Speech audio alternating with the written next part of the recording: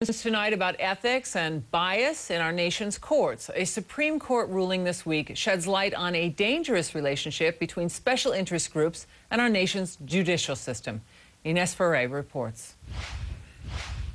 How does campaign money influence our judicial system?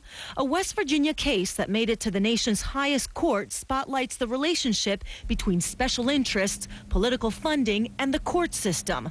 In a 5-4 majority, the Supreme Court ruled this week that judges must recuse themselves from cases involving big campaign donors. The decision involved the Massey energy company, which had lost a $50 million damage suit.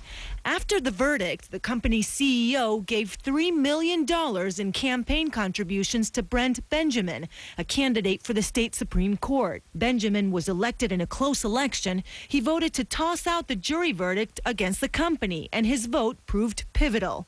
Judicial watchdogs say the case raises concerns about the influence of special interest money on the court system. In the end, we want judges to be accountable to the law and the Constitution, not to special interest groups, not to the partisan party bosses of the day. Brandenburg says that in the last decade, more than $200 million has been poured into state campaigns for high judicial office, much of it from corporate America, unions, and other special interest groups. The concern is that all of these groups feel like whether they really particularly favor a judge or not, if that judge has a chance of being elected, they almost have to pay. They almost have to make contributions to guarantee that if they end up in that courtroom, they have to pay. A large portion of the money is used for TV spots, including political attack ads. Lloyd Carmeier, the wrong choice for Supreme Court.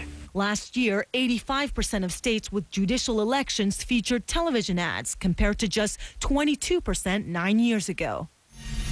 And while this case may seem cut and dried, the U.S. Supreme Court was clearly split on the issue. The majority, led by Justice Anthony Kennedy, concluded the case showed there was a serious risk of actual bias. The dissenting opinion from Chief Justice John Roberts said the ruling, quote, will inevitably lead to an increase in allegations that judges are biased, however groundless those charges may be. Kitty? Ines, what are states doing to remedy this? Well, some of the ideas that are being tossed around is just modifying the recusal process for judges, also setting caps on donations and public financing for the elections. All right, thanks very much, Ines Ferre.